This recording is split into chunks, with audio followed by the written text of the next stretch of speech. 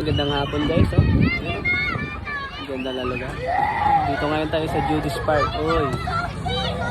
Muni-muni muna para tingin tayo ng spot para bukas pag mamimingwit tayo.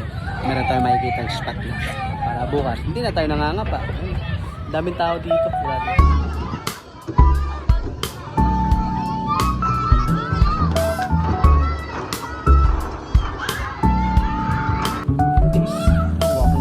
Solo talaga ngayon. Wala tayong kasama eh. May basketball court din pala.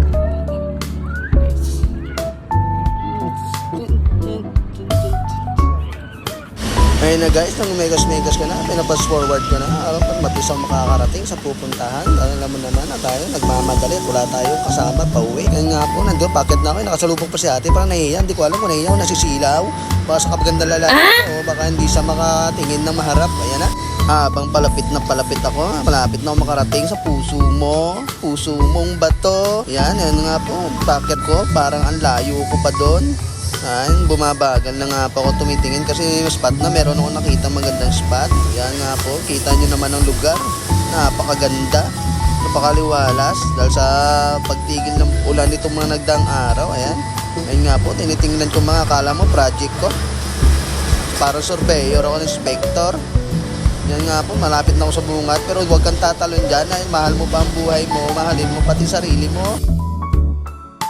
Napasilay nga ako dito sa ganda ng lugar na to. Kita mo naman mga tao doon. Yan nga, naglakad na rin ako papunta sa mga ate. Yung ano, pinagbago ko ng sistema.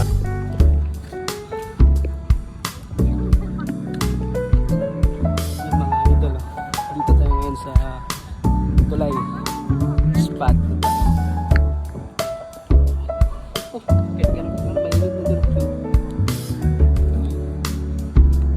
Para tayo na sa San Juanito Bridge. Yung spot na yan. Grabe. Develop na rin pala ito. Ito siguro yung magiging extension ng bagong tulay. Uy, apat pala yun dun. Ngayon ko lang nakita dito.